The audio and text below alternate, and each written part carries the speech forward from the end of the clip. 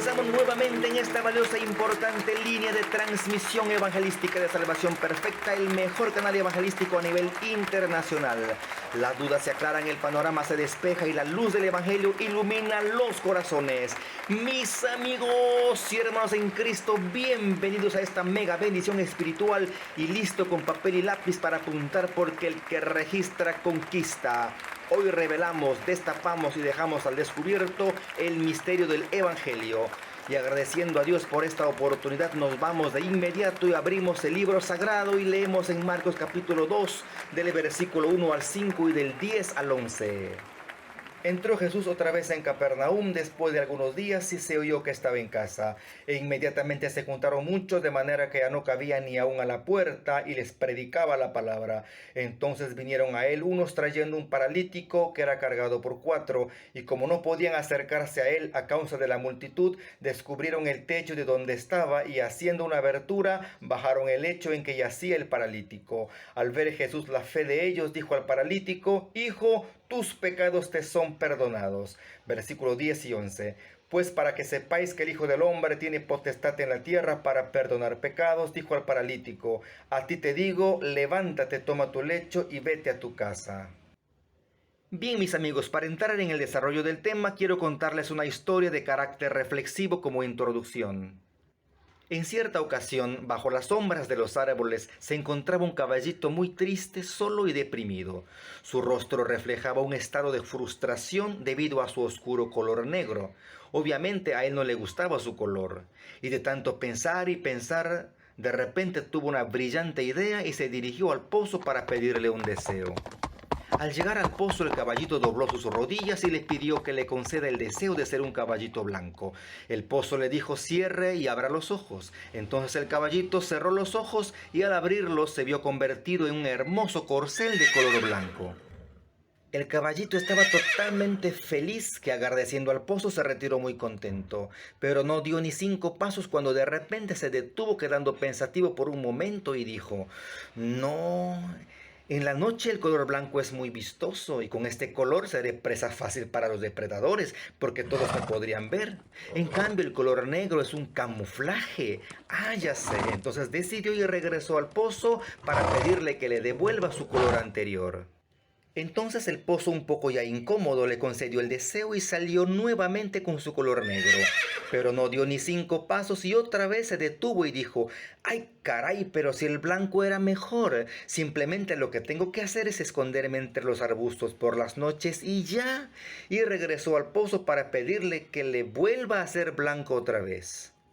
El pozo, por su parte, ya estaba perdiendo la paciencia. Finalmente el caballito salió convertido en color blanco nuevamente, pero apenas dio 5 pasos y se detuvo pensativo y dijo: no, pensándolo bien, el negro es más conveniente.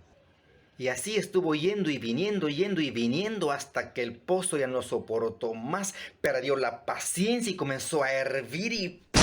Explotó, y el caballito salió corriendo, convertido ¿en qué? En cebra. Blanco, negro, blanco, negro, blanco, negro. Amigos, como este ejemplo que acabo de ilustrarles, nuestros pensamientos cambian constantemente y a cada momento, ¿cierto?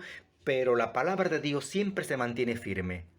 Por eso el camino correcto que nos garantiza la salvación es la palabra de Dios, que no cambia. Y como nadie puede entrar al cielo si primero no recibe el perdón de sus pecados, Dios nos permitió este pasaje para conocer cómo es que podemos recibir el perdón de nuestros pecados.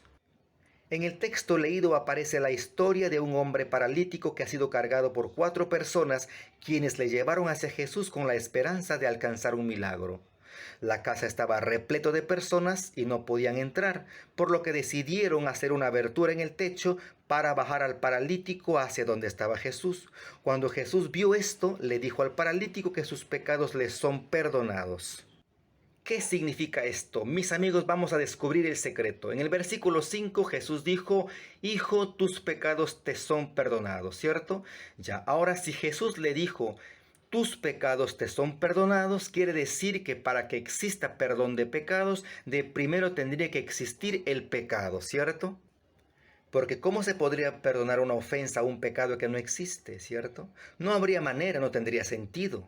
Necesariamente para que exista perdón de pecados, deberá existir primeramente el pecado. Y ahora, para que exista el pecado, ¿qué debería existir primeramente? Saben, mis amigos, para que exista el pecado, de primero tendría que haber percepción. Así como lo escuchan, necesariamente tiene que haber percepción. Ahora, ¿cuál es la perspectiva de Dios con relación al pecado? Saben, amigos, no es importante cómo nosotros percibimos al pecado, sino cómo Dios lo percibe. Por ejemplo, si nosotros tendríamos puestos unos lentes de color rojo, por ende vamos a percibir un panorama de color rojo. No porque el panorama sea rojo en sí, sino que los lentes están dándonos esa percepción, esa interpretación. Para que algo sea llamado correcto, sea llamado incorrecto, tiene que haber percepción, porque la percepción es lo que define si algo es bueno o malo. El ser humano en sí no es bueno ni malo, sino como es percibido. Ahora, ¿qué es lo que hace que una persona sea percibido pecador delante de Dios? Lo que hace que una persona sea percibido pecador ante Dios es la ley. La ley cambia la perspectiva de Dios hacia el hombre. La ley hace que Dios cambie su percepción hacia el ser humano. Cuando Dios mira al hombre a través de la ley, lo percibe pecador. ¿Sabes por qué? Porque la ley hace que el hombre se conecte con su obra y no con la obra de Jesucristo. La ley hace que el hombre valore y tome en cuenta su sacrificio y no al sacrificio de Cristo. La ley conecta al hombre con su esfuerzo y no con Jesucristo. Y la ley es lo que separa al hombre de Dios. Por eso estar bajo la ley es estar bajo maldición. Amigos, mientras el hombre está conectado con la ley, no tiene nada que ver con Cristo. Por eso en Gálatas capítulo 5 versículo 4 dice: de Cristo os desligasteis los que por la ley os justificáis, de la gracia habéis caído. La ley es lo que hace que una persona se perciba como pecador y lo que define al pecado ante la perspectiva de Dios. De modo que si quitamos la ley se cambiará la percepción de Dios hacia nosotros. Amigos, ¿quién es un pecador para nosotros? Un pecador para nosotros es el que comete actos delictivos, hace muchas maldades, ¿cierto? Pero para Dios el pecador es el que está bajo la ley. La percepción de Dios es diferente a la nuestra. Amigos, el problema con la ley es que hace que las personas traten para no pecar. ¿Y saben qué sucede? Sucede que cuanto más se esfuerzan para no pecar es cuanto más pecan. Cuanto más tratan para no caer es cuanto más caen. Cuando el hombre quiere demostrar su firmeza es ahí donde más se revela su debilidad. Por ejemplo, si quieres hacer el bien es porque no lo tienes. Al momento en que yo quiero o deseo algo, estoy manifestando carencia. Saben, las personas ansían tener una vida santa, una vida limpia, correcta, quieren llevar una vida intachable. ¿Saben ustedes por qué? Porque tienen una vida que solo pecan. ¿Y por qué sucede esto? Porque están bajo la ley. La ley es lo que causa todo esto. Jesús le dijo al paralítico: hijo, tus pecados te son perdonados. Eso quiere decir que él ha tenido pecados, pero que sus pecados han sido perdonados, ¿correcto? Y si él ha tenido pecado antes, quiere decir que antes él ha estado bajo la ley, ¿verdad? ¿Y dónde viene a terminar la ley para el paralítico? La ley viene a terminar al encontrarse con Jesucristo. Por eso en Romanos capítulo 10 versículo 4 dice: porque el fin de la ley es Cristo para justicia a todo aquel que cree. Aquí dice: el fin de la ley es Cristo. Amigos, para que los pecados sean perdonados, era necesario primero terminar con la ley, ¿cierto? Porque la ley es lo que hace que una persona sea pecadora ante Dios. Quitando la ley, se acaba el pecado, y Dios decidió ponerle fin con la llegada de Cristo. Amigos, hoy en día muchas personas sufren por sus pecados al no poder liberarse de ellos y no se han dado cuenta que de lo que tenemos que liberarnos no es del pecado, sino de la ley. No se han dado cuenta que para acabar con el pecado es necesario quitar la ley y la llegada de Cristo es el fin de la ley. Por eso Jesús dijo al paralítico: hijo, tus pecados te son perdonados. Y esta palabra tiene una gran profundidad espiritual. Jesús no dijo tu pecado te es perdonado, sino tus pecados te son perdonados. Es en plural. Por eso en Colosenses capítulo 2 versículo 13 dice: y a vosotros, estando muertos en pecados y en la incircuncisión de vuestra carne, os dio vida juntamente con él, perdonándoos todos los pecados.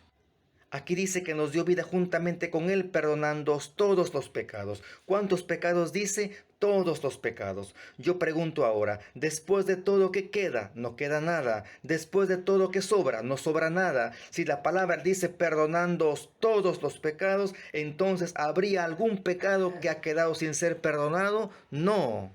La palabra dice que perdonó todos los pecados. La palabra todos significa completo, al 100%, entero. Ya sean pecados pasados, pecados presentes o pecados futuros, igual siguen siendo pecados sin importar en qué tiempo sean. En la palabra todos ya va incluido los pecados en cualquier punto de la línea del tiempo. Puede ser pasado, presente o futuro. Mis amigos, según la perfecta palabra de Dios, todos los pecados han sido perdonados. Pero vamos a suponer que alguien no cree. Si alguien no cree, respetamos su punto de vista, pero su incredulidad no invalida la palabra. Crea o no, ya está perdonado. Si alguien no acepta esta palabra, su rechazo no altera la realidad que ya son perdonados. Tampoco la palabra de Dios pierde su efecto ante su rechazo. Podemos dudar, pero la palabra sigue siendo la palabra. En el versículo 5 Jesús dijo, Hijo, tus pecados te son perdonados. Amigos, el paralítico, ¿qué hizo para ser perdonado? El paralítico no hizo absolutamente nada. El paralítico no fue hacia Jesús, a él lo llevaron. El paralítico no subió al techo, a él lo subieron. El paralítico no bajó del techo, a él lo bajaron. Finalmente se quedó frente a Jesús y Jesús le dijo, Hijo, tus pecados te son perdonados. Él no hizo nada. Mis queridos amigos, eso es el modelo de la salvación. El perdón de pecados se obtiene de la misma manera. Nosotros no hicimos nada para terminar con la ley. Cristo vino y le puso fin. Nosotros no hicimos nada para ir a Jesús. Él vino por nosotros. Nosotros no le buscamos. Él nos encontró, haciendo que su gracia nos lleve hacia Él. Finalmente descubrimos que todos nuestros pecados han sido perdonados. Mis queridos amigos y hermanos en Cristo, llegamos a la recta final de esta transmisión y concluimos aquí la conferencia. Gracias por la atención brindada. Que se encuentre en la gracia de Dios. Chau, chau, hasta la próxima.